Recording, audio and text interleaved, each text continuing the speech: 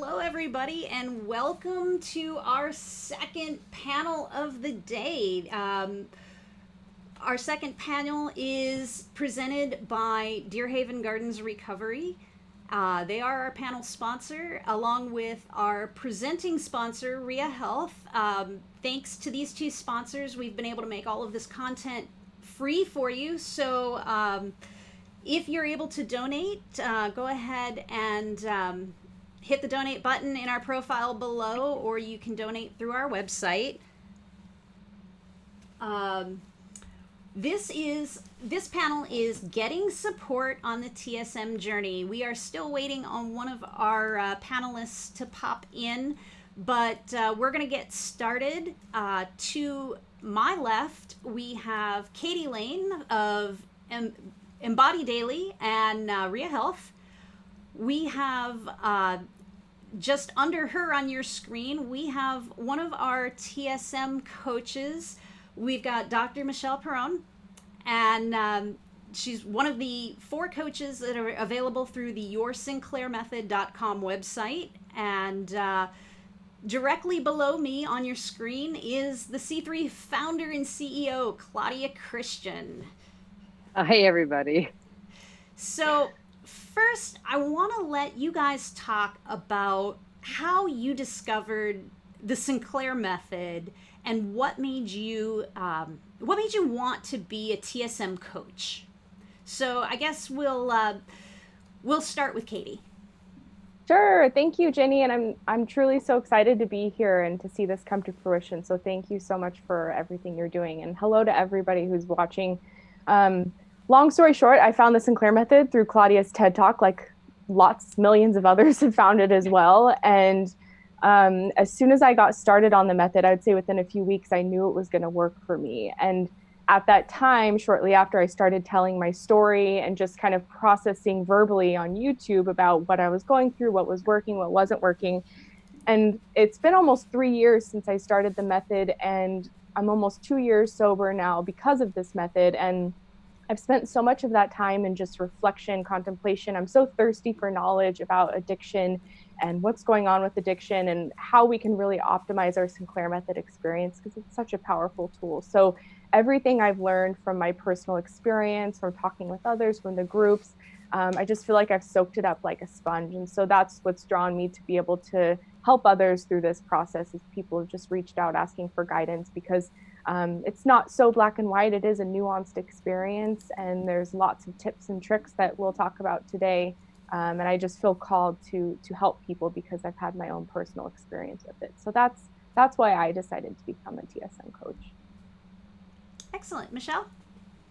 Well, I've been an alcohol and drug counselor for about 14 years now. And the first 10 years I spent in brick and mortar, watching people being force-fed 12 steps. I have nothing against them, but I found it to be really punitive, and a lot of people failed and they felt really terrible about themselves. And when I left brick and mortar, I started working on mine, and I saw Claudia's talk, and I happened to have a part-time job working in moderation management. And I, just like Katie, got a passion for it to find out what more can we do. It was so much kinder, gentler, reasonable, understanding, more humanitarian way to get sober. And so I just kept at it. And I reached out to Claudia at C3 and said, I've seen this drug work miracles. Can I help in any way? And here I am today. So I've been a coach with C3 for a little while now. So I'm excited to do the work. Wonderful.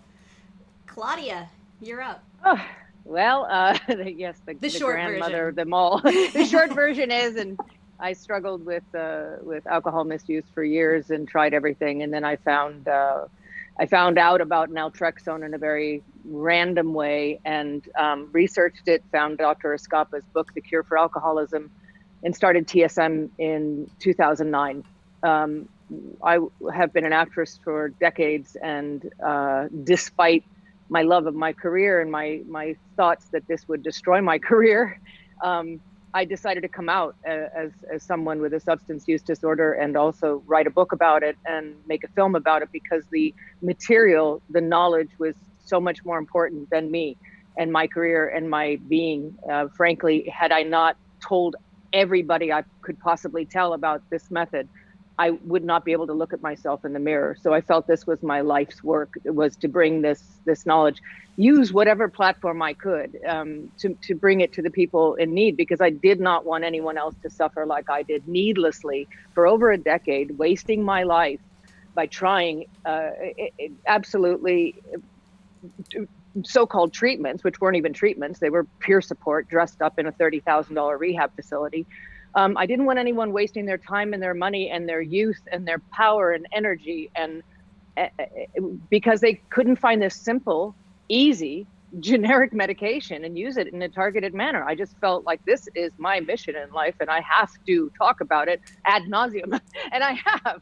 And so that is why I've done everything since 2009. I'm so grateful that we've come from a one-page website to doing a TSM conference. I'm so grateful for the coaches to be on the page, that we actually have a coaching page now, peer support, and having a coach and being accountable, and all of this is so important. And had I had that in the beginning of my TSM journey, I don't think I would have gone through all of the dips and crannies and ups and downs that I went through. I think that I would have had a much more Katie Lane-like experience, and perhaps reached sobriety much sooner than I did. I'm grateful for my ups and downs, because I can be a voice for other people who are struggling with compliance and everything else. But at the end of the day, I'm just so happy that we now have so many resources for TSM.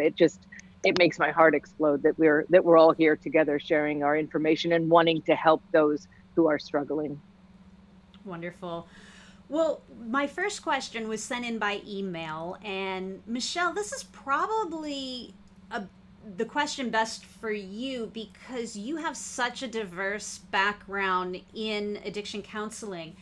Have there been any studies on the effectiveness of the professional peer support coaching versus addiction counseling and psychotherapy? I am unaware if there are studies that do the comparison. I do know that in the field of licensure and state stamps on your butt to be able to work with mental health, that coaching is not generally viewed as equal to, or, it's sort of considered a non-professional help with people. However, having had coaches in my life and having done coaching, but also have this mental health side to things, when I get help, this speaks the truth. I go to a coach for help.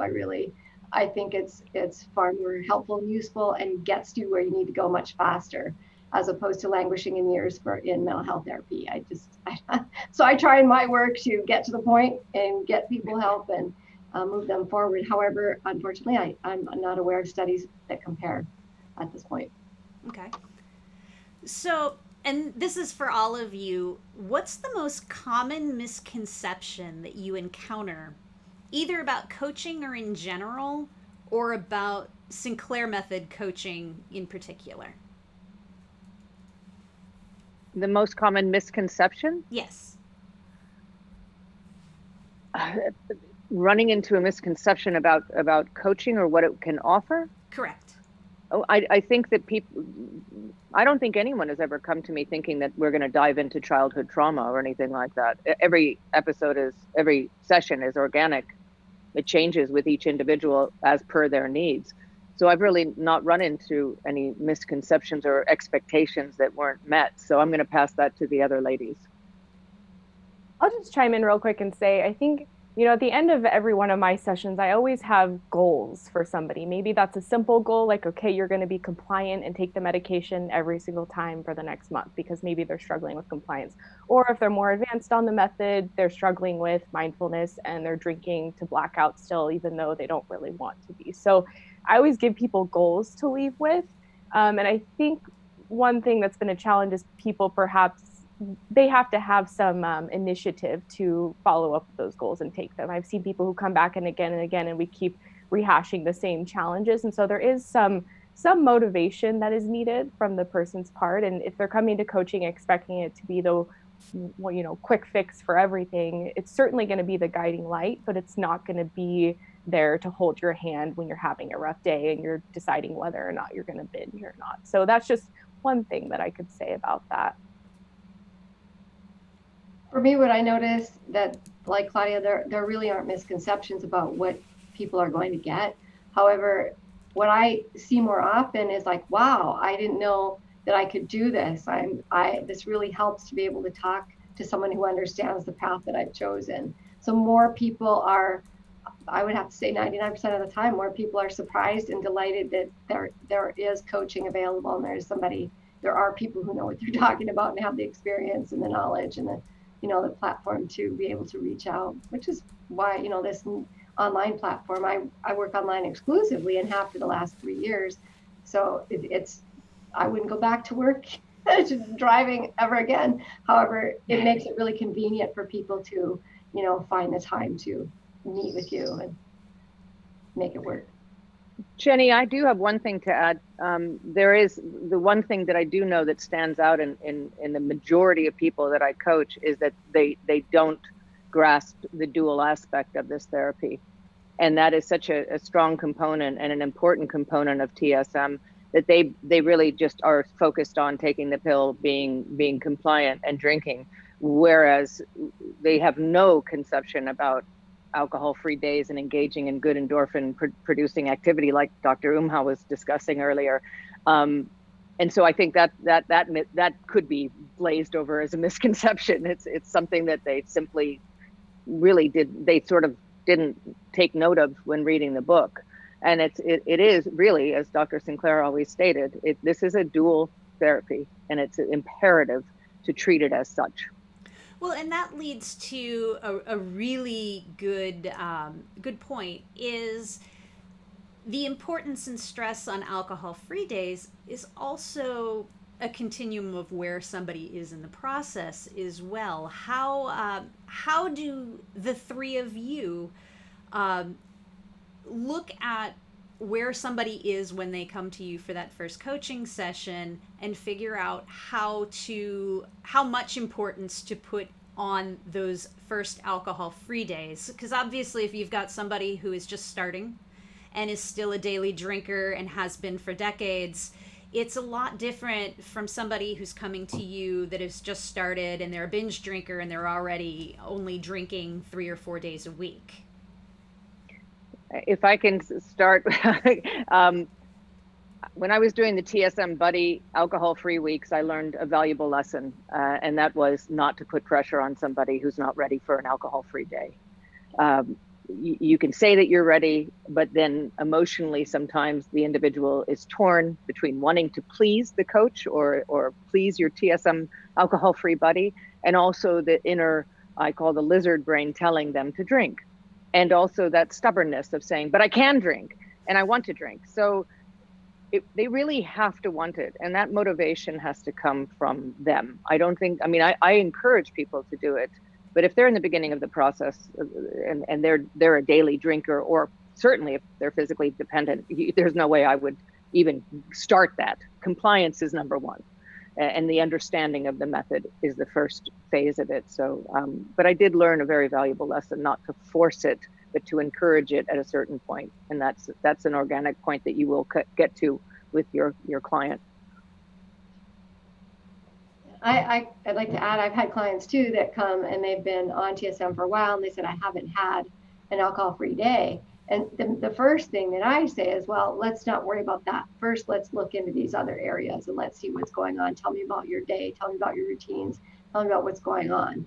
And so as soon as I say, oh, well, if you take the pill religiously, whenever you drink, that this is going to start taking care of itself over time. So let's worry about other things that surround that, like the time of day, for instance, or the habits that you have, or the activities that you do, those sorts of things. And what stress levels you're carrying, right? And then as soon as you give them sort of like an idea that, oh, I don't have to get that alcohol-free day in like right now, then all of a sudden they relax. And 9 times out of 10, within a week or two, they've had an alcohol-free day because you took the pressure off, right? You've given them permission to not force the issue and let the drug do what it needs to do.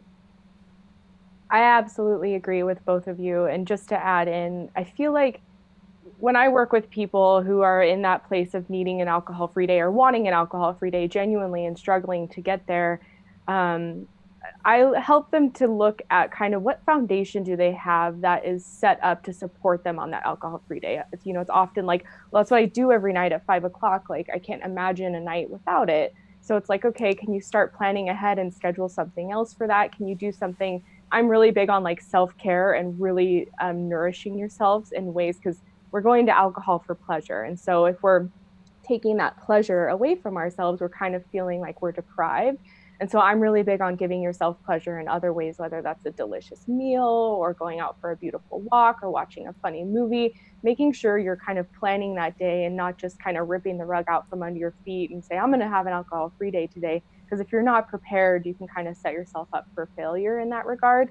And I totally agree too, not to force it too early on. I think when someone's feeling like they're ready, but they're not ready to take that plunge yet, I always encourage them to kind of challenge themselves. Okay, if I drink every day at 5, maybe I'll try for an alcohol-free day. Let's see how I feel by 7. Maybe I'll wait to take the naltrexone till 7 o'clock and see if I'm really going to drink or if I can really go an alcohol-free day. So really questioning those cravings and those moments, and is it a craving? Is it a habit?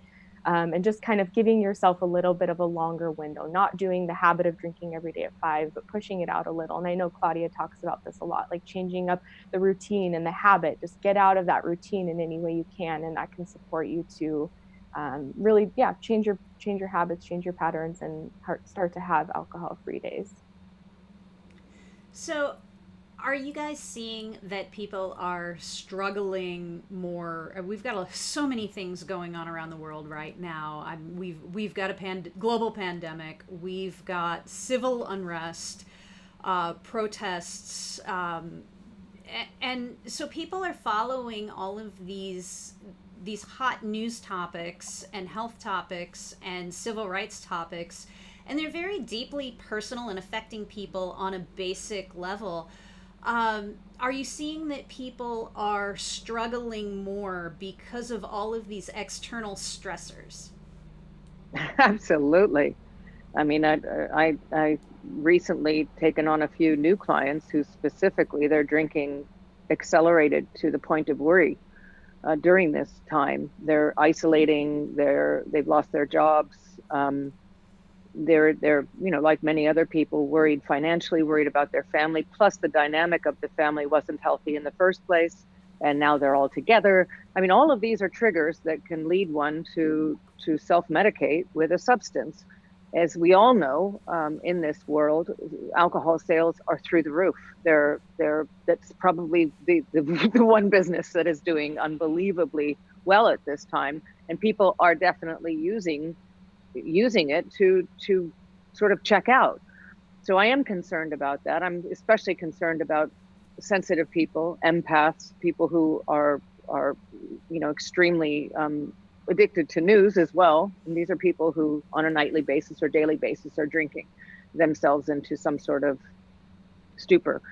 So yes, I have seen a massive increase and a detrimental one at that, due to all of the circumstances going on now, and an increased level of drinking for sure.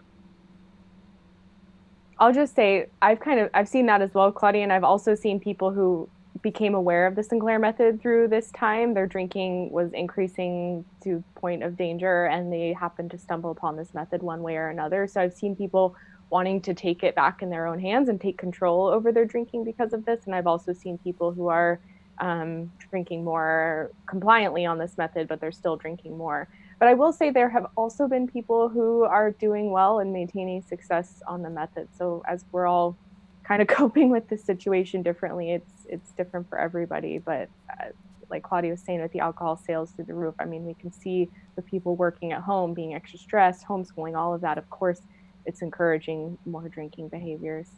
But this is actually a perfect time to do TSM, because you are at home, you can do the drink log, you can really be compliant, you can change your habits, you can work on your life, you can change so many things because you are focused on your life right now. There's not all the noise and the chatter of going to your workplace for the majority of people. So I think this is actually a wonderful time to look at the optimistic side of it, to take back control of your life and use this time of social distancing and being at home more often to really do major changes for the better for your future. I work for an online recovery company as well. And before the pandemic, we had just over 300 clients. And in the last 3 months, we now have over 600. So yes, there's been a surge of people in. And so we've had to expand very quickly. And that being said, I see both types of clients in that work. I have a TSM support group through that company as well. And we have people who are doing very well because they have the time to focus and the time to do what they need to do. And then we have people who are inundating themselves with all the news from mainstream media, and they're not taking time up, or what I call coming up for air. And so that's where we really focus. The work is like, okay, how much do I need to consume of this to feel like I know what's going on, and then when do I need to stop that and get on with business of my own living? So yeah, we've seen a big surge in clientele. And Michelle, it sounds like one of the things that you're saying in that is stressing the importance of self-care. So I want to let all three of you talk a little bit more about why self-care in general is so beneficial to somebody, and then even more so as part of recovery.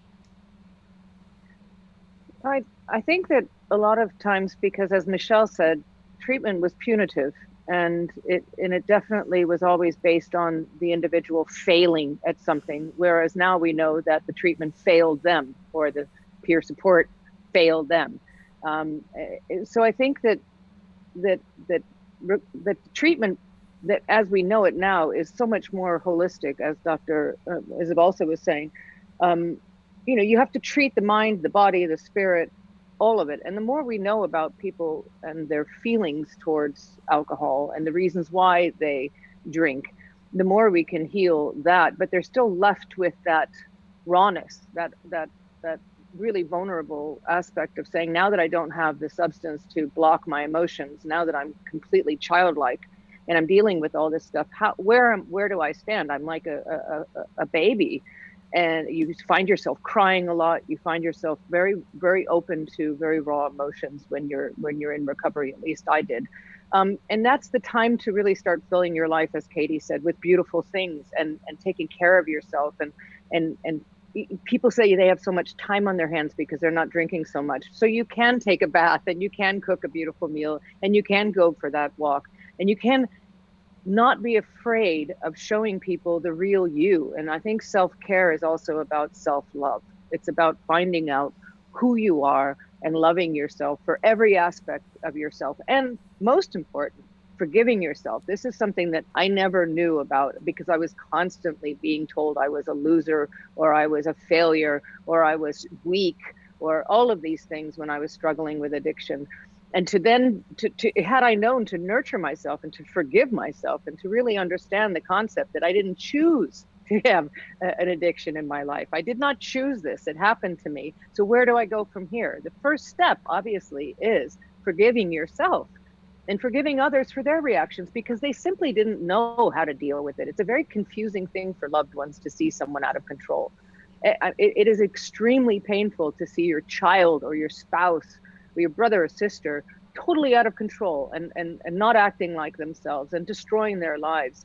And if you don't know how to deal with it because you don't understand addiction and what it really is, it's a disorder of the brain, then all you can do really is punitive actions, is saying, well, we're going to do tough love. And all of this is negative, negative, negative, and it hurts the soul, it hurts the individual. So we need to take that, reclaim that self-love back. And all of that is self-care. And understanding and forgiveness, and most importantly, loving yourself and choosing actions that benefit your life, choosing people that benefit your life, getting rid of the negative people that fed your addiction, communicating in a more positive way. That's all self-care. Because if you don't tell people how they made you feel or how you feel at this point, you're going to get wrapped up back into the same cyclical nature of addiction. It's the same thing as many of the actions we take as human beings when we're suffering from addiction, is just constant circle of negative behaviors. So every day you have to get up literally and say, I love myself, I'm going to come from a place of love. It sounds hoobie-jooby and very Southern Californian, but it is something that it is a step in the right direction. And I'm going to do something nice for myself today. I'm going to feed my body with good quality food. I'm going to go for a walk. I'm going to exercise, because this is part of recovery. It's a huge part. You are recovering into a more healthy life, and all of this has different components. I like to break it down into nature, nurture, and novelty. And that gives it like 3 N's that are easy to remember. And so nature would be getting outside, getting, good air, good water, good walks, just being in the forest or by a big body of water or at the top of a mountain, doing the outside thing. Nurturing is having people around you that are going to be kind and loving and compassionate and really get off your back for a while you sort yourself out. That's really important. And eating good food and, taking care of oneself and, maybe luxuriating in a bath or using something good on your body to make your skin feel good or whatever. And then novelty, like a Rubik's Cube, if you take one thing away, the brain doesn't like to have a vacuum. So it needs to put something else in there. So I'll suggest anything from learning a new language to go bowling or horseback riding or knit or needlepoint or something you've not done, you've always been interested. I have a violin sitting in my closet that I've never learned to play. So that would be my novelty right now if I wanted to add that. So I always suggest, and sometimes when you suggest something outlandish, they go, oh yeah, and you'd be surprised. They'll take up tying flies for fishing, like that's amazing. And they usually find some joy in that. So kind of the easy way to remember. And I guess for me, just to wrap up, what I know about self-care is really what I learned through my own experience on the Sinclair Method, because it really helped me see how much I was self-sabotaging with my alcohol addiction for 10 years. And like Dr. Escapa talks about in his book, The Cure for Alcoholism, he talks about how alcohol addiction is not logical. You can think your way out of it, or you can try to think your way out of it. But at the end of the day, relapses happen. It's not something you can reason away because it's on a biological level. It's not logical. And so for 10 years, I was sabotaging myself with alcohol and just couldn't understand why. And it started at a young age for me. And so I feel like I didn't really have values to stand on, or self-respect, or just those fundamental things that make somebody a well-rounded human being. And so I almost had to learn how to respect myself through this method and take care of myself. And in the beginning, it was so hard, and to the point where I had to pretend that I was doing this for somebody else. Like, okay, what if this was my sister in my shoes? What would she do? What would I do for her right now? It was like I was treating myself like I would treat someone I respected or I loved, because I was so detached from that within my own self. And I feel like on this method, up there with complying, up there with being mindful, I think self-care is so incredibly important, because when we've abused ourselves for so long with alcohol, it's something we're definitely out of practice with. It doesn't feel normal to take time for yourself and breathe and get a massage or whatever you're going to do. And so it's something we've got to practice at, and a muscle we have to build. But if we're not doing that, like Michelle was talking about, if you take the alcohol away, or you try too quickly to take the alcohol away, you're going to feel scared and like you don't have this thing that has been your confidant for the last however many years. And so you've got to replace it with something else that's better for you. And it doesn't feel easy. Like I said, I sabotaged myself for 10 years. That was my pattern, my ritual, what I did. And so it was a process of learning. And now self-care, 2 years sober, it's like my number one priority, so that I can really show up and be there for other people. And you have to put your mask on first, like they always say, and then help the other. So I think to living a good life, you've really got to be grounded in yourself and take good care of yourself. And when we've been addicted to alcohol, it's not something we're used to doing, but it's vital to recovery. And Jenny, I'm seeing some of the comments, and there's one lady that said, that her husband is filled with so much shame for being addicted and for so long. And how can you give yourself self-care and self-love when you're filled with that much shame? Well, I think that is a really good point of saying this is the first hurdle to get through, is to say, I deserve. I mean, how can you feel like you deserve a bath or a nice meal when you've hurt your family for decades? This is the shift in understanding that it's not your fault, and it wasn't your choice, and it's not rational, it's not reasonable, it's not logical. Right, and I was actually just noticing that comment as well. And so, what that question really brings up to me as well is it. It seems to me that families and support systems of people on TSM may also benefit from coaching because, as Katie said, you can't give from an empty cup. And you have so many loved ones who really want to help their person that's on TSM, whether it's their husband, their boyfriend, their wife, their child. And especially someone who has had years of addiction. Communication problems arise, and then patterns of bad communication happen, hurt feelings happen, and you want to do good and you want to really help the person that you care about, but sometimes you need a little bit of help yourself. And so, why don't you, anybody who wants to field this, or if you all do, what would you say would benefit family and support system members from getting TSM coaching themselves? I think if I can just say one thing, first of all, I really advise anybody that's going through this with a loved one to watch One Little Pill so that they understand the science behind TSM. That's why I made the film, was to help the loved ones of people suffering from AUD. And I work with a lot of families, and I think it's wonderful to coach with families or with spouses, because you can really explain to them how this process is probably going to go and what how their reactions can adversely or positively affect the outcome. We get into all sorts of things such as hiding. A lot of people don't really know how much their loved one is drinking. The loved one has been hiding alcohol or drinking outside of the house.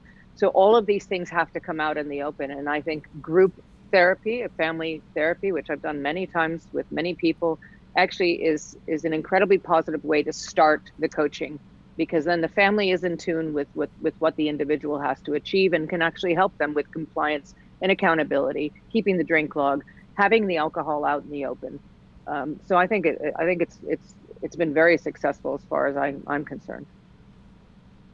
I agree with Claudia. That's exactly what my experience is too. I meet with clients, families, spouses, mothers frequently, and eventually you have the group talk or whatever, and then they'll frequently ask, "Oh, can I talk to you on our own?" And I always say yes, and then that coaching becomes about them, not about the person who's over drinking. And then that's where real headway can be made, when there's understanding and compassion. And we need to start that at home so we can spread that into the communities that we live in. I think it's fundamental to our success as people, as families, as communities, and as a nation right now, for sure. So.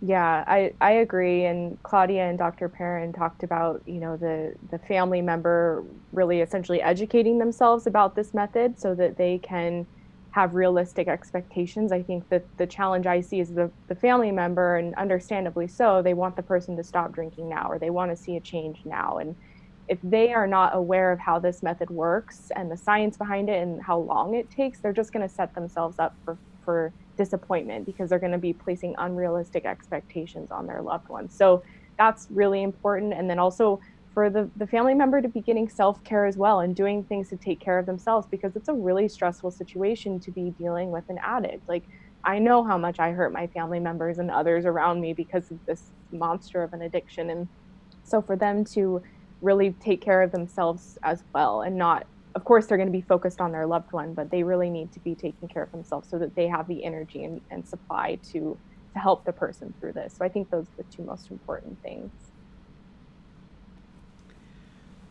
Wonderful. Well, thank you all. Those were great answers. So here's another one of the questions that got emailed to me in advance. And it's a simple question that will require a complex answer. How do I become a TSM coach? That's interesting. We haven't really written up bylines, Jenny, nor I. when I started the YourSinclairMethod.com coaching page, and when the idea sort of sprang up and came into fruition, I spoke to each, obviously Katie I had worked with, so that was a no-brainer. Dr. Perrin and I spoke at length. I felt her passion, her understanding of TSM. She just fit in perfectly. And Janine, who is not with us as well, had personal experience on TSM. I think I don't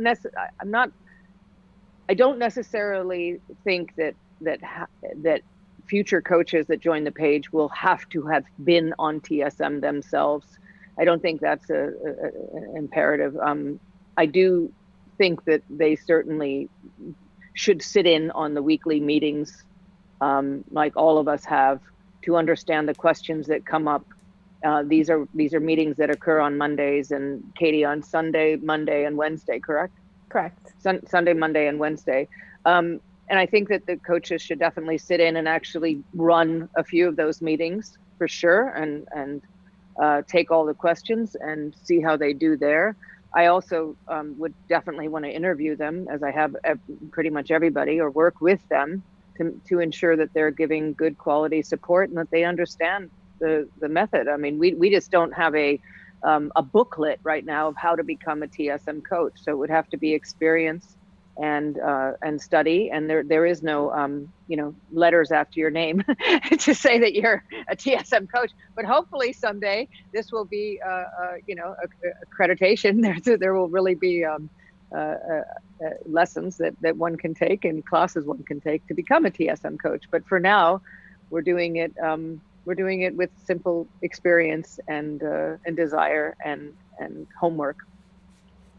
I will say that Dr. Umhau and I are actually talking about a certification educational thing for not only licensed therapists, but for people who want to be coaches. So we're in the early, hopes that we can have a little, an educational thing where someone wants to specialize or get CEUs or get certified as a TSM coach, because we really feel this is a burgeoning segment of, and may someday overtake the old sobriety method. And so we need to have people prepared to understand how this works and be more compassionate and less opinionated about one way or my way or the highway kind of thinking. And so we're really looking forward to helping the field grow. That's exciting. I know that Claudia and I are working on that for doctors, but because it's just me and Claudia, we haven't had any ability to start looking beyond just doctors at this time. So it's wonderful to know that you are actively working on that for coaches. That's great information to have. It's great news, and isn't it great that all these people have connected through? I think it's wonderful that you're connecting with Dr. Umhau, and everybody's just sort of becoming this. We have a TSM army now. It's really it's quite remarkable how much has changed. I always said it would take a decade, and here we are in year 7, and boy, have there been really tremendous, wonderful strides made. Absolutely. And we'll cover all of that in our panel a little later today after the break. So Katie, I think this question is going to be a little bit more for you. This question has come up several times in various iterations. Are there any TSM virtual meetings for family members and support systems? Are they just attending the ones that you're currently offering, the TSM weekly meetups? Can you say any more about that? Yeah, there currently are not ones specifically for family members, but we do get husbands and wives joining together where one person's on the method and the other one's there for support, or the husband or wife will just join on their own. People can join these meetings anonymously and literally just have their camera off and just sit and listen. So I really don't have a sense of who that is when that's the case. But I love the idea of having meetings for significant others. Right now, what's been happening is I've had a number of people from the TSM community reach out and offer to volunteer to take up another meeting during the week at some day and time. And so that's really allowed us to have multiple meetings during the week. And I think perhaps that's our first place to start. But if there's someone watching who wants to take up offering a meeting, and I'd like to have it be a consistent meeting, whether it's monthly or weekly, but just so it's the same day and time, recurring. If there's someone who wants to do that, please reach out, because I'm currently maxed out with what I can offer, but it's been amazing how others have come in and started hosting their own, and they've taken on a life of their own. So that's something that I'd love to have. And if there's someone out there who is interested in facilitating it, please reach out. I have a Zoom account that they can use, and it can host large groups, and I'm happy to help promote. So that's where we're at with that right now. Wonderful. I don't see any reason why people cannot join. I mean, the times that I've dipped in and taken on the meetings, I think having a family there or a group of loved ones would be absolutely wonderful, because everybody can benefit from that information. So I don't think there's anything keeping anyone back from joining the current Sunday, Monday, and Wednesday meetings as a group. I think until you get the support for significant others on a monthly basis or something up and running, I don't see why they couldn't join the current meetings at all. It would benefit everyone, in my opinion. I agree, Claudia. I think that's a good point. These resources are free and they're available, so take advantage of them. I would agree really strongly with that, because there was so much value, even if not your own family, but you're hearing someone else's family and their experience of this. It would be so valuable. I think the mistake we've made for years and years and years is separating family from the identified client and making it all of theirs, and we're just watching on the side. But if we got everyone in the same room, I think we might have a better chance of getting everybody on the same page. Not that you have to do that every single week or whatever, but getting them all in the same room has been a lifelong desire of mine for a long time. So and once again, the people who are being adversely affected by the individual's drinking can help that person not feel like a failure, and all of this forgiveness and learning about the actual genetic component and biological aspect of addiction. This can only encourage the family to forgive, move on, and to make them stronger and better. And the more information, the better. The education is key. Our mission at C3 Foundation has always been to educate, because that's where it all starts. And if the family just thinks that this person is doing this method as an excuse to drink, they're never going to improve. It's always going to be a battle. If the person overdrinks one day, they're going to immediately say, oh, the method doesn't work. But if they're sitting in a meeting with dozens of people on TSM who've had the ups and downs, and they're watching this and hearing the experience, they'll then look at their loved one and say, aha, okay, that's normal. That's normal behavior. Now I feel calm, and I'm trusting in the method, and I understand that it's different for everybody. So I think it's a wonderful idea. I hope some families do join soon. All right. Well, ladies, we've got about 2 minutes left. So real quick, last words. Okay.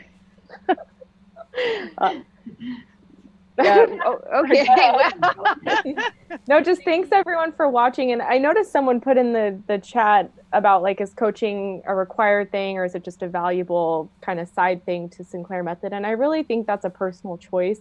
I think what's great about how your sinclairmethod.com is set up is you can literally book one session when you're starting the Sinclair Method and get really great tips and tools to get started. And if you need another one in a few minutes or a few months, you can do that. If that one is sufficient, that's good. If you need them on an ongoing basis for check-ins, that's great. It's really tailored to you. It's not you trying to fit into a mold for what the treatment should look like. So for me, it's really good just to be educated. And so a coach can really educate you on the ups and downs and help you navigate the process. But some may not need it, and that's okay too. So it's really a personal choice. That's just my 2 cents on that.